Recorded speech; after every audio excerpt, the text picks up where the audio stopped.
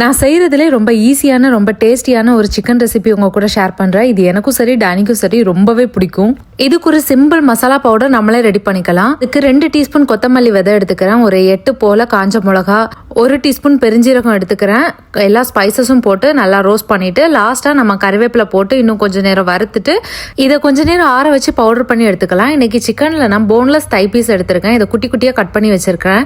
இப்போ கட் பண்ண சிக்கன் பீசஸில் நம்ம பவுடர் பண்ணி வச்சிருந்த பவுடர் ஆட் பண்ணிக்கலாம். அது கூடவே ginger garlic paste 1 teaspoon add பண்ணியிருக்கிறேன். சோயா சாஸ் 1 டீஸ்பூன் ஆட் பண்ணியிருக்கிறேன். இது எதுக்காகனா கலருக்காக தான் சேர்த்துருக்கேன். உங்களுக்கு வேண்டானா போட வேண்டாம்.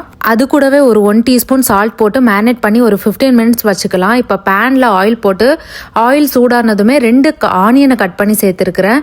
இந்த ஆனியன் கொஞ்சம் கோல்டன் கலரில் வந்ததும் நம்ம மேரினேட் பண்ணி வச்சிருக்கிற சிக்கனை ஆட் பண்ணிக்கலாம். நம்ம தண்ணி எதுவுமே சேர்த்துக்க வேண்டாம்.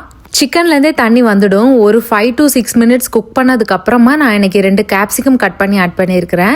இதுவுமே ஆப்ஷனல் தான். நான் இதுக்கு முன்னாடி கேப்சிகம் சேர்த்து செஞ்சதில்லை. இன்னைக்கு கேப்சிகம் வீட்டில் இருந்ததுனால செஞ்சேன். ஒரு 10 மினிட்ஸ் குக் பண்ணி எடுத்தீங்கன்னா அவ்வளோதான், சூப்பராக இருக்கும். இது சப்பாத்தி கூடயும் ரைஸ் கூடயும் சாப்பிட்லாம். செஞ்சு பார்த்துட்டு ரிவ்யூ சொல்லுங்கள். பாய்.